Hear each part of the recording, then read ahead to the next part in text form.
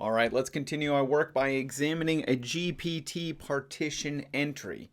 We're going to continue to use the position manager entries that we made in an earlier video to help us with guidance in working to understand the different sections of a partition entry.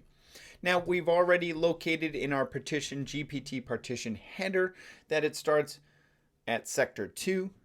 So we're going to continue moving down into sector 2, and this is where we can start to see our partition table.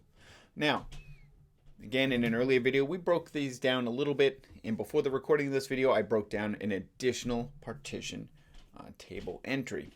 And that's the partition table entry we're going to focus on for the duration of this video. Now, here we have a single basic data partition. There's some structure here, and there's some consistency. There's a pattern that takes place between each individual and subsequent partition.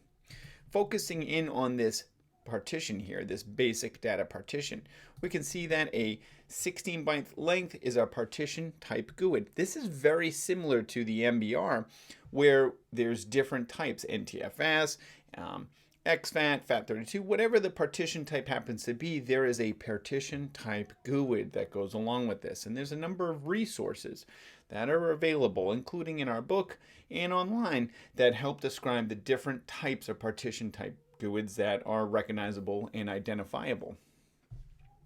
Moving down here to the next 16-byte length, we can see that we have here a unique partition GUID. This is really an interesting artifact because this is going to be unique across all other partitions on the same storage medium. So if we had 128 theoretical NTFS partitions, you're going to have 128 different unique partition GUIDs.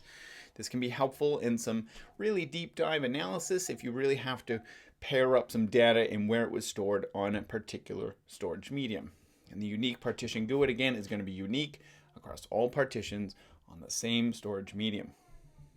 Moving further down here is where we can start to see the partition LBA starting sector. Now, this is an 8-byte length, so you can adjust your data interpreter. And here we can see that positioning our cursor at the beginning of this length, the starting LBA sector, 67,584. Now we can work to copy that here using our tool. We can then right click here and paste it. And we can see that it immediately brings us to the beginning of this particular NTFS partition. Super helpful. It's just, in this instance, it's just copy paste. So that's how to find the beginning of this particular partition. Moving back down to sector 2 here. Now, this is the starting, so this is the ending. This is the partition LBA ending sector. 2,115,583 represents the end here. Let's take a look and see what that looks like. Copy that to our clipboard, go to our tool, paste it, and off we go. So we can see that that is the end. Now if we scroll up just a little bit here, we can see that there's no real data here. This is the next partition starts right after that. So this is good information. This knows where, this can help us identify where the boundaries are.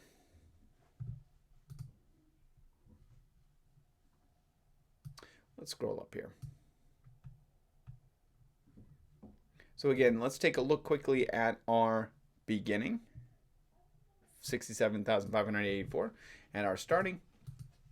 We can also take a look at this first basic data partition using the sleuth kit, MMLS to be specific. We can see that it again matches. In the end, 2,115,583 is our beginning, our end.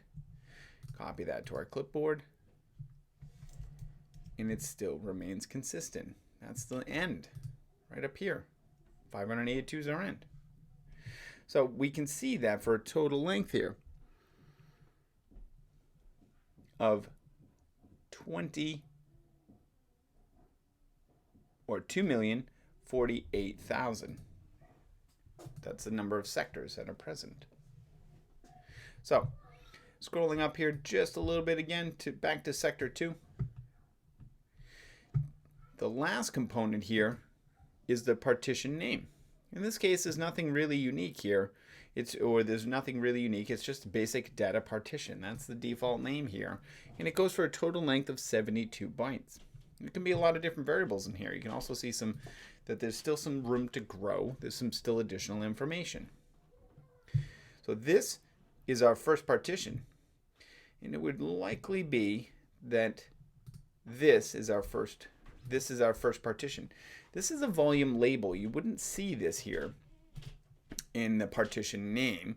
That comes later when we start to examine the actual partition itself. That's where that type of information would be tucked away, not up here. So you can't currently associate the first with basic data partition. You'd actually have to go to the partition to be able to find that type of information.